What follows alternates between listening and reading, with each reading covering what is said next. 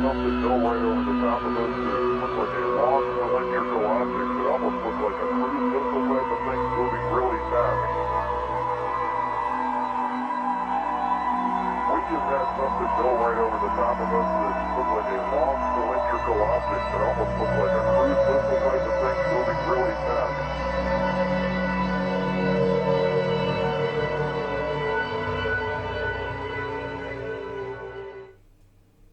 Okay, and welcome to this podcast. Today we're looking at crop circles. Now, crop circles, also known as crop formations or corn circles, are patterns created by flattening crops like wheat or corn. They are often complex, intricate designs that appear overnight. While many theories exist about their origin, including extraterrestrial involvement and supernatural forces, mainstream scientific consensus is that the most crop circles are human-made hoaxes. Now tonight we're going to be talking about the Richplanet, or one of the Richplanet crop circles videos, and in particular an interview with Roy Dutton, who is an aerospace engineer, I think. Yes, an aeronautical engineer. The origin of crop circles is kind of shrouded in mystery, let's say. A lot of people believe they go back hundreds and hundreds of years, and that things like the Fey circles from ancient times, flattened circles of crops, were crop circles in their earliest form. So that kind of says to me that it isn't necessarily human beings that make them.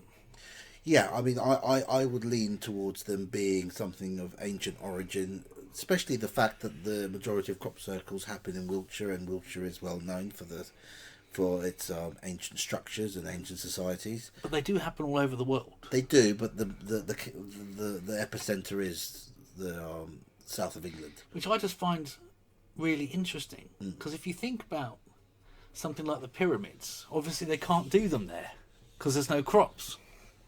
There's sand, which is even better. Well, what I mean is that whatever this is, it seems to have something to do with, like, the crop circles that the plankers, the rope and plank crew do. They crush the crops, which are distinctly different to the ones where the crops just sort of bend. Yes, they are molecularly, the crops themselves, the plant has changed, and whatever force is put upon it, it actually forces it to bend the stalk naturally. But what if it does it at the will? What if it gets the plant to do it? Yes. The will of the plant. It's the will of the plant, yes, to do it. I mean, so that idea to me, I mean, I know we're going to sort of step 6 instead of starting at step 1. It's almost like these things control the consciousness of the plant.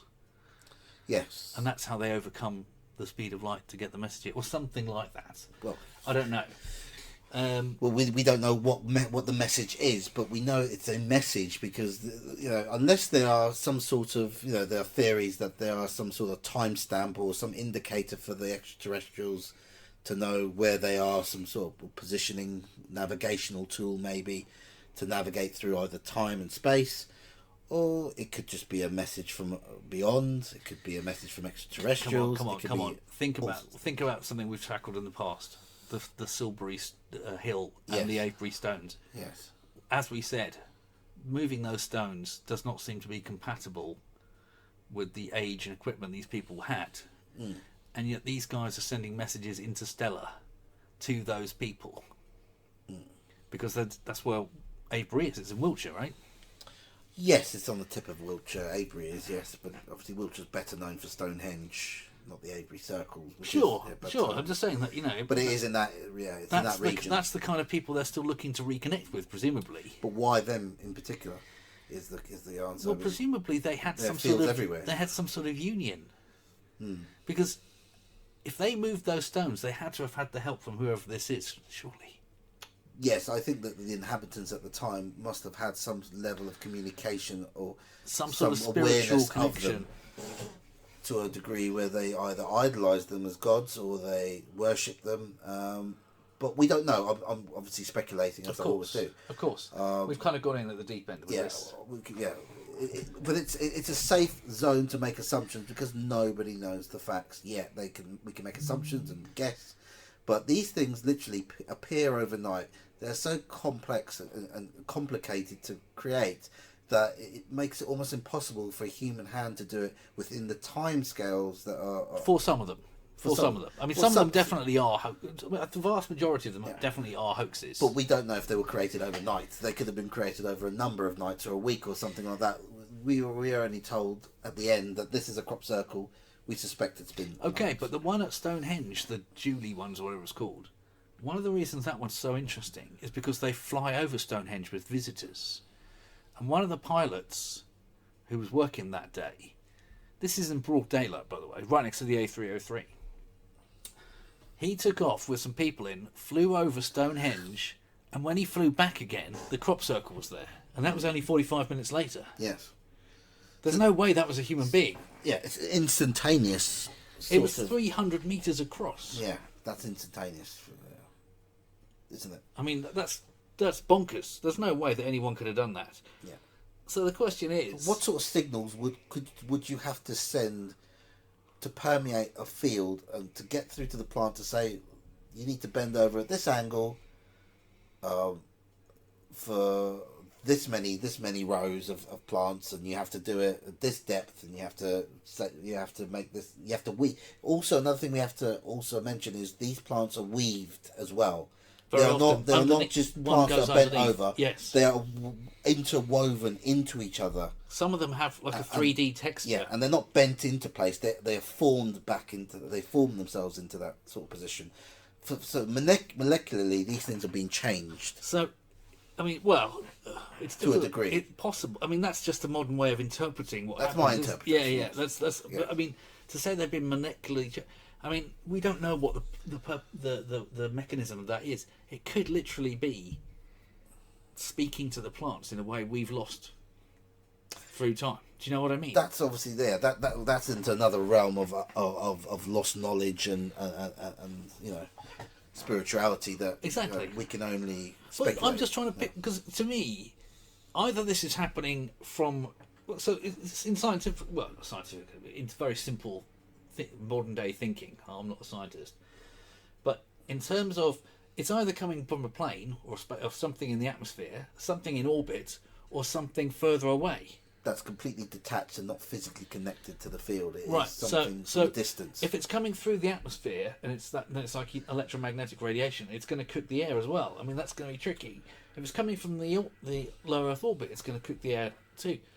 Whereas if it's coming from another star system, it has to break the speed of light to achieve this. That's assuming that is a communication. There are also theories that these circles are formed by orbs, by plasma beings, by plasma objects that are mainly held responsible for these. But what? Okay. The association with those is that a lot of orbs have been seen around the area, either post these things being made or before, or just generally around the area. A lot of people report a sort of mist. There is mist reported as well. But yeah, I hear what you're saying. But okay, so that's true. So it could be created by something locally. Yes. That's very hard to see. So that idea completely, you know, obviously that means it's got to be either something with technology way beyond us or something extraterrestrial anyway. Yeah, I mean, everything points to either something that is either extraterrestrial or paranormal that we cannot put our finger on. There is nothing scientifically known that we could do this with in the space of time it's done. And then there's also the content of them. That very often this is a message showing extreme intelligence, mathematically at least, in a very graphical way. Yeah, it's geometrically, they are geometric and mathematical messages. Yes, which is not the kind of thing in a sort of, you know, money obsessed advertising world, oh, you can't do that to my field kind of thing. That's not the kind of message we send as a society, is it? But also, building on what you're saying, I think you mentioned it earlier when we were having a discussion about it, that they're messaging the general populace. They're not going through our normal modes of communication. They're not, you know... They're not giving this to anyone who's not going to tell everyone else. They are making sure everyone finds out. Yes, they're putting it in a field that anyone can look at whenever they want to. The example I was going to use it can't be covered up. When Firefox or Mozilla made one. They made one of the Firefox browser sign because all they can think about is money. Yeah. It didn't occur to them to make a sign of peace or anything like that. That's just what a corporation does. They got 20 interns in 24 hours. They made this sort of thing that looks like the Firefox sign. That's not what the actual proper crop circles have. They don't have that kind of selfish small-mindedness about them. They are a kind of loftier, more sort of laudable nature. But let's find out what we're going to find out from Roy. Yes, let's hear what Roy has to say on this. Because he is an engineer, and let's face it, we're not. I know that you're very much a cause and effect man. So if there's an effect, there has to be a cause behind it. So, and you visited many of these crop circle sites and scratched your head and thought about it, and you thought, well, what could be causing this? I mean, I was particularly interested in the way that you analysed the lay of the crop. Could you tell us about that, Roy? Well, yes, it was a mystery, and I was taken into my first crop circle by Dusty Taylor. I was absolutely flabbergasted because it was flattened straight right to the ground and swirled. It was a big one with a ring round it. 2 rings, I think, actually, Saturn-like rings. And I said to him, Dusty, which was this a is this a circular formation? He said, no, it's a bit elliptical. And he told me, I said, well, which is the long axis? And he said, he pointed to an axis which was lying in the lay of the field, the slope of the field. And I thought, that suggests to me it was a circular formation of some kind that was projected onto a sloping field and therefore became elliptical. Right, right. So it's like, so in other words, it's like a perfect circle cutting through something on an inclined plane, yes, right? Okay, yeah. which would result in an ellipse. Yeah. So you gathered from that then that it was something directly above that. That's what you then thought. That's right. I got the impression it might be a column of some sort that had been projected down onto the field from above. And then I started to analyse the lays of the plants, the spiraled lays. And Busty Taylor and Colin Andrews provided me with data, photographs and drawings of drawings from Colin Andrews, measured drawings showing how the plant was swirled. And also from Busty Taylor, some very good overhead shots, near the overhead shots, of small grape shot circles. And they're called grape shot, of course, because they tend to be scattered around some of the bigger bigger formations.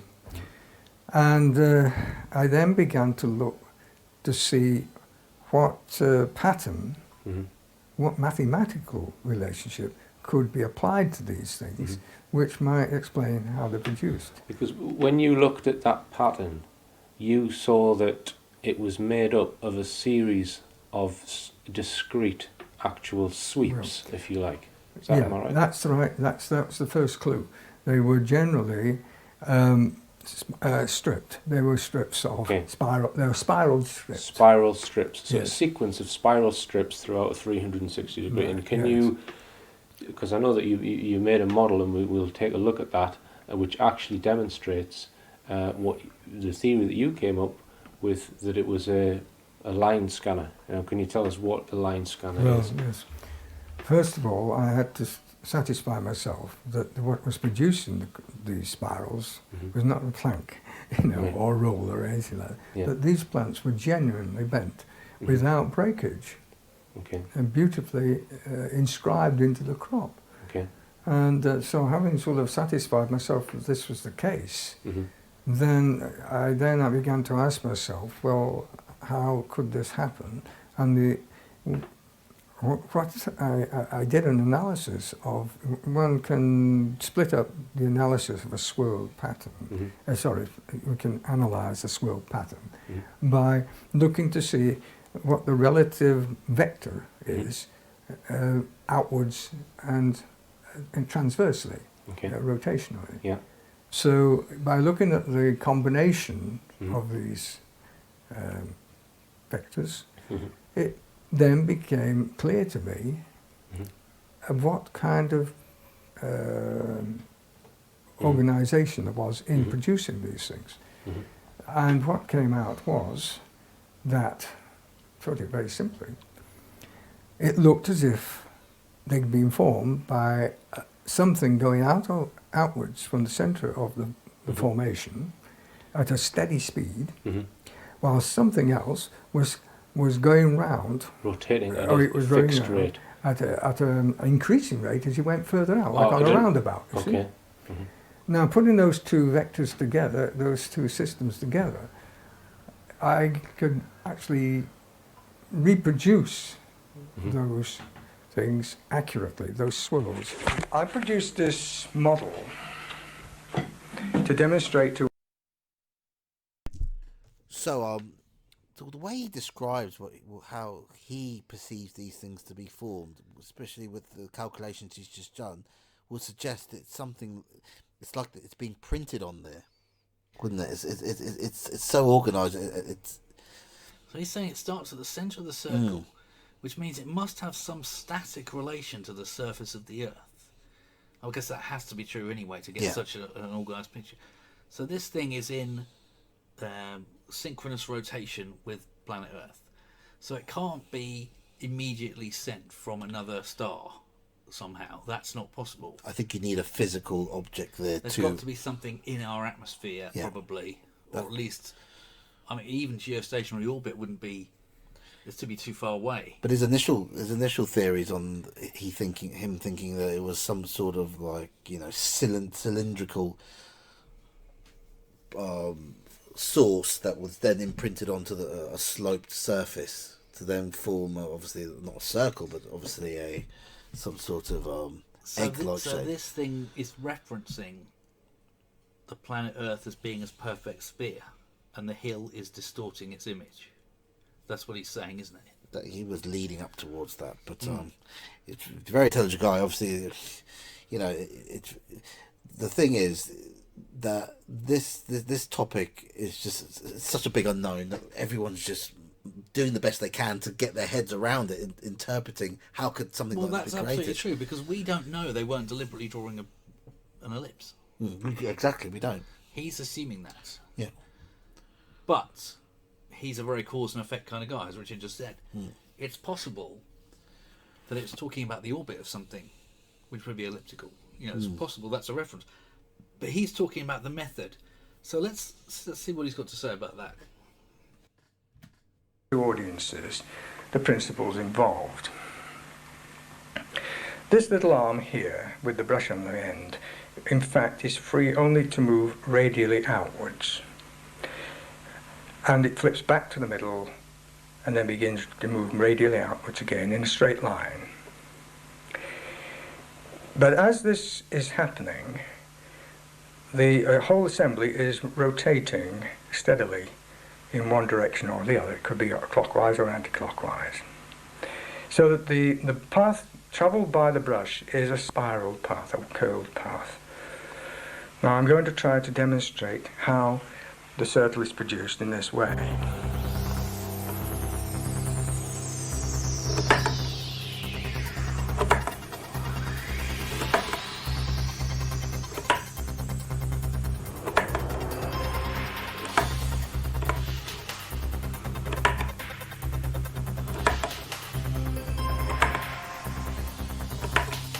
Notice that the gaps are being filled in on each successive rotation until the entire circle is created.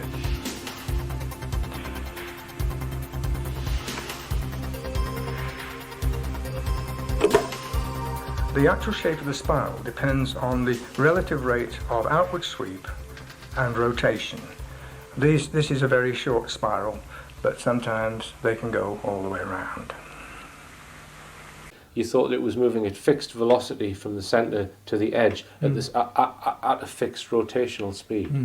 And then flipping back again. And then once it got to the edge, it instantaneously would go to the centre and then Yeah, start and start a again. second And so a swirl. whole series of strips Right. all round and then going round again very rapidly to fill in the gaps. Right. Okay. And you actually So modelled that on a computer, didn't I you? modelled that on the computer, and I also tried to demonstrate it with that little model of mine.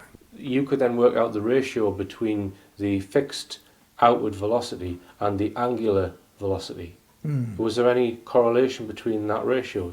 It didn't matter what the actual speeds were, it could produce any.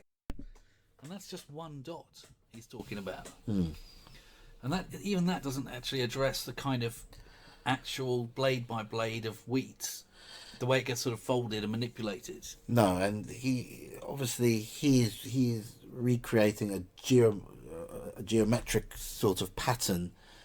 In a lot of cases, yes, there's lots of geometric patterns, but there's such a variation of patterns and styles and so forth. So this is just one approach, which just muddies the water even more, because you can't explain some of the other ones how they were created.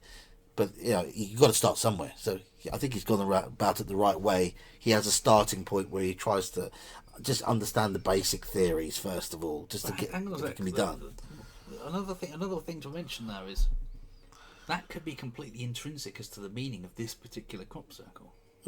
That could be the message, the way that it starts, the way that it's formed. It could be a way of kind of projecting upon humanity to start to learn mathematics. We're teaching you, but how about look at this pattern, now try and recreate it yourself and learn how to recreate it. But also, in terms of that, the form of that pattern, if from a very simplistic way of looking at it, just looks like a circle. But then you start to realise what a circle is. It's this sort of spirograph thing. Geometrically, there's all kinds of truths wound up in it, and he's just talking about one little ball. At the end of the day. But yeah, fascinating. Very fascinating. Any kind of spiral with that form, because believe me, you can get spirals of other forms, and I did try this with other equations. Colin Andrews sent these drawings to me probably because he felt they would defy all my efforts to explain them in simple terms. After about 2 months of frustration with this problem, the answer came to me very, very quickly. The different bands of alternating swirl directions were merely indicating that the projector beam had been operated in several different modes to produce annular rings. In fact, soon after receiving these diagrams, I was able to modify my program to incorporate that feature very successfully. The big problem was presented by that unevenly segmented annulus. Well, suddenly the penny dropped, as they say. The flattening had begun at position 1 with the progressive clockwise flattening. This had continued until a 72-degree segment had been covered. At that point in the proceedings, the beam had then flipped backwards through 144 degrees to commence clockwise flattening in the direction as before. However, while the clockwise flattening had been occurring, the virtual center of the disturbance had moved from 1 to 2. The annulus had been steadily precessing anti-clockwise, following this small circle shown here. So when the flip back to position 2 had occurred, the center was then at position 2 here on the precession path. In all, this process had occurred 5 times to form the segmented circle or annulus that we see here. Now that little precession path circle had a diameter of 8 feet, which shows how large this formation really was. For me, this was undeniable proof that an advanced piece of scanning technology was being employed to produce those wonderful patterns. This is suggestive then that whatever technology is being used is being generated from at some certain height above the crop circle. And were you able to do any analysis to determine how high? No, because all I could say was that whatever it was that generated these things, it would have to be at a sufficient altitude so that to allow the beam to come down vertically. Right. Vertically. Right. Okay. from the sky. Okay. So that otherwise crops would be splayed at the edges. Well, unless it's moving, because then it could always be above the beam. Yes. If it was an orb, for instance, as you were saying earlier, the orb could always be vertically downwards because the orb can move to wherever it needs to be. And an orb is a circular pattern, and these are spirographical sort of patterns based on different points of the circle and rotation. But I mean, in terms of surface area, I mean, an orb is just the most simplest. I mean, you've got the most amount of space with the least surface area, haven't you? So, I mean, an orb, I mean, there's one just behind him, look. Well, I mean, it does lend more towards the orb theory because that's the only thing that can get to multiple altitudes directly over the location. But it doesn't, beam down, whatever. I don't know what it would beam down to a plant to change its shape and change its how it naturally forms. But it doesn't account for the fact that it was originally he's theorising it was originally supposed to be a circle, but the tilt of the hill, because an orb could fire directly perpendicular to the ground, couldn't it? Yes. No matter what angle. It doesn't the ground matter was what at. angle the slope. Whereas this isn't happening according to him. He's thinking that it's elliptical because it's supposed to be a circle, but the hill's made it an ellipse. He hasn't actually said that he's done a calculation for the angle of the land. No, he hadn't. But I'm sure that. he must have done. Oh, yeah, a guy of his stature would have definitely done that. That's probably pretty likely that it is an ellipse by mistake, if you see what I'm saying, or not. Possibly, but you know, if anyone's ever been to England, you'll know that even the roads are uneven. You know, and there's a lot of, especially around Wiltshire, there's a lot of rolling hills, small hills, mounds, and so forth. You're very, very pressed to get a bit of flat land around there. Some of these patterns are quite. That would be more likely to make it from at least low Earth orbit. Yes. At least, possibly even orbit. Geostationary. Possibly. Or something just a completely different way of thinking to anything we've even conceived. Also, the audience needs to be made aware that the area these happens in Wiltshire is a Department or Ministry of Defence, hot zone. There's lots of bases around there, and I'm not talking about normal army bases, air force bases. These are top secret bases around that area. Special forces train around there.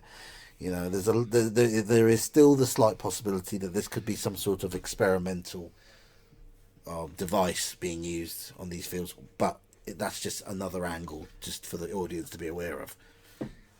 I can't see that with the messages they send. No, I just can't see that. It's unlikely, but it's something to consider. We have to have all options on the table here. Well, as far as I can tell from some of Richard's other research, most of the crop circle fakes are MI5 sourced anyway. Wouldn't surprise me. So I don't think they like crop circles at all. No, because they haven't got any control over them, and that's another interesting. If it's part nothing to do with them, yes, they haven't got control over it, and if these are from an extraterrestrial source, they are trying to send us a message over the heads of the controlling powers. But you would have thought they could do something quite a lot more direct if it's really from extraterrestrials. Do you know what I mean? I mean, just bending grass seems like a bit of a sort of. I think it's a very subtle way, and it's an entry point for them. Maybe they just have a code about not interfering. Well, yeah, you're then employing the Star Trek, prime directive sort of approach, where you are not to disturb a society that you are more advanced than, because you could pollute that society or corrupt it. Now, just think about what technology and money have done to us. They have corrupted us, and they have made us more greedy, and they've made us take advantage of each other more. Just imagine if we were to get our hands on unlimited power and anti-gravitics without society being ready for it. Obviously we live in a society where we don't trust the government. We don't trust the people that are in charge of these sort of things. So for them to wield that level of power over the populace would be detrimental, I would have thought, if they had that level of power. But we don't know. Who are you talking about? I'm just talking about the government in general. What level of power, though? What do you mean? The level of power to warp time and space, to have unlimited 0 point energy. The first thing a government will do is give it to the military, and they'll make a weapon out of it. They won't think of, oh, let's get everyone out of poverty. Let's make sure everyone has a roof over their heads and power, going lights in their house, and food in their bellies. The government doesn't think like that anymore. The government thinks about defence and how can it wield more power and money from its populace. That's my perception of government. But that's another reason why I think they do this. They make these. If this was extraterrestrial, that's why I think they produce these crop circles as some form of messaging to the general populace that we are here, but we are here at a distance. But I think this has been going on for a long time, since before we had any technology. I agree. So it might possibly be that's the. I mean, it all depends, I suppose. Are these the same people doing cattle mutilations?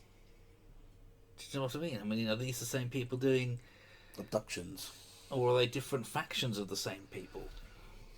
All of the above. I think there are many different species visiting this planet, and I think some are friendly and some are not.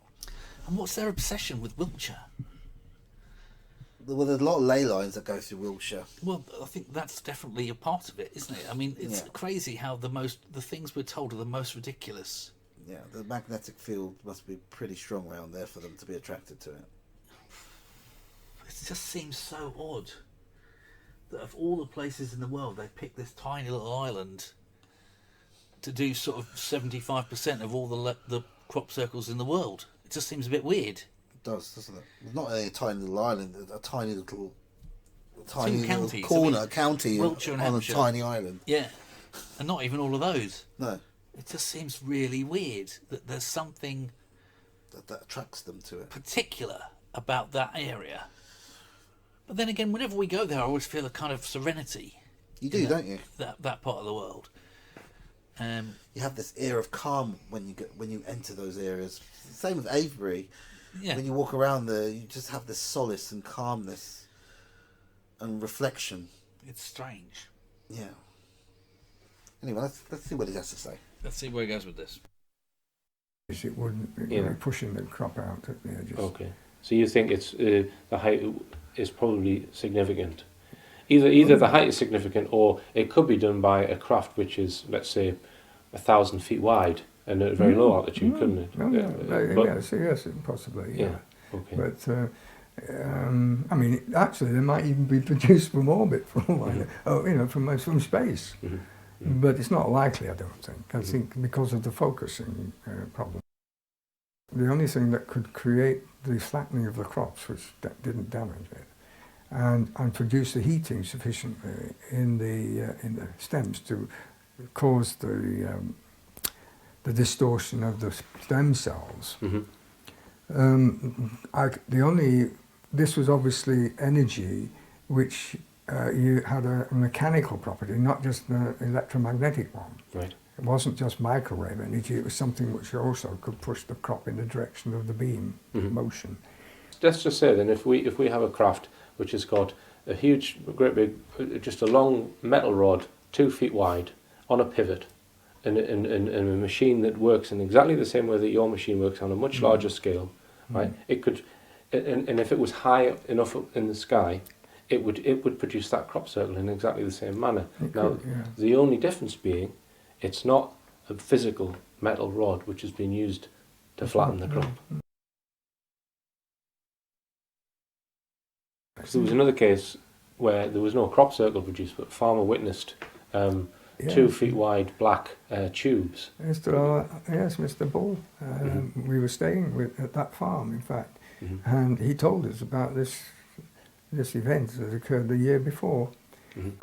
It was overcast, no sunshine, sort of a dull-ish sort of day. It's this field here. It was in winter barley at the time. It's a cornfield most of the time.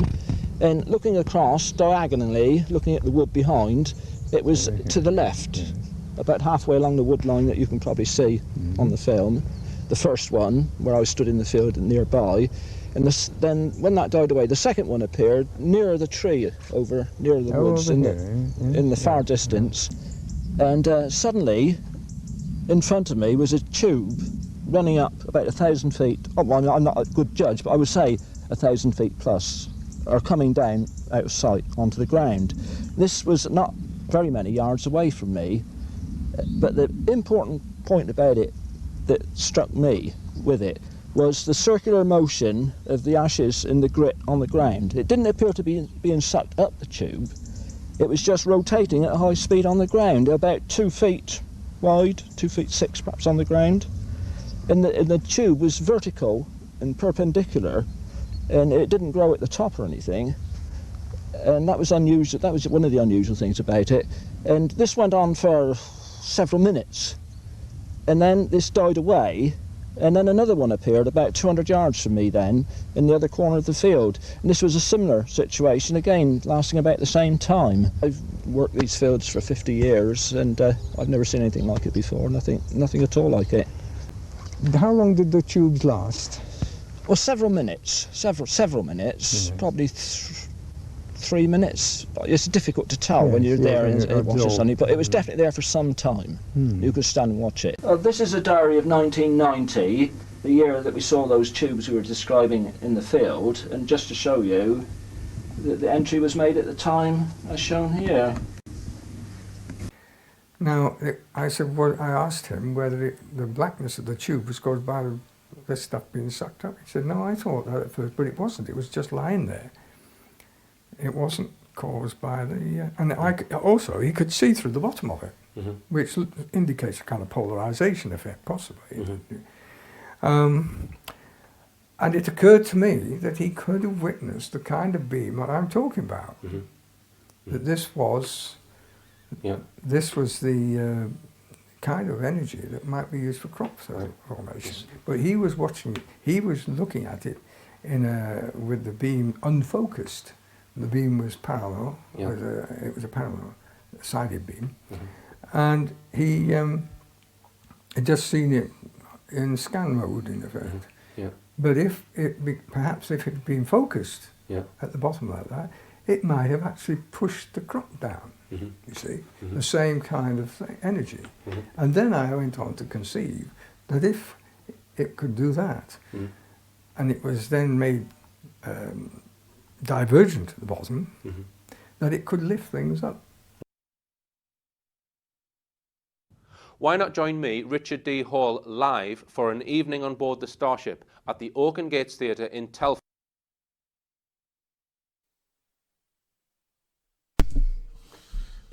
Well, that's pretty interesting. I mean, so whatever that farmer saw, whether it's from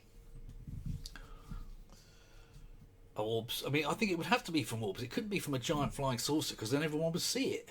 Oh well, it could be if they use cloaking technology, as we've been told that they do. But they don't bother obscuring the view of the tubes, though. I don't think they can control the actual light that comes bounces off that. You don't know. But I've heard accounts of these crop circles being produced by low flying orbs. Now, this is obviously contradictory evidence that there is some sort of beam that is shot down vertically from a height. Now, we have people making claims from all different directions here. But 1,000 feet's not that high.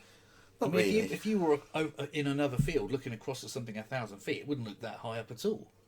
And particularly, he's saying 1,000 feet, but what if it was only 500 feet? I mean, 500 feet is very, very low indeed. I mean, when something flies over you at 500 feet, that's only less than 200 metres. Yeah. I mean, if you were in a field 2 miles away as a farmer and you saw an orb 500 feet up, it would look very low in that field. Particularly if there was a hill or something in the way. So that doesn't necessarily contradict. Maybe not, no. Well, it's fascinating nonetheless, but this is the first part, and that's hopefully we'll see you for the next one. Yeah, but I have to say that I do quite like this guy's thinking in terms of his rationale of investigation.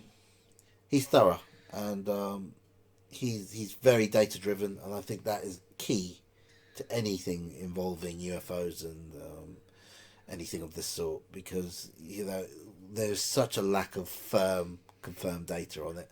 that you need to have that approach. Well, I just scientific like the sort of, if I was going to do that, how would I do it kind of approach. You know, Yeah. that's what's interesting about it. But yeah, let's move on to part 2.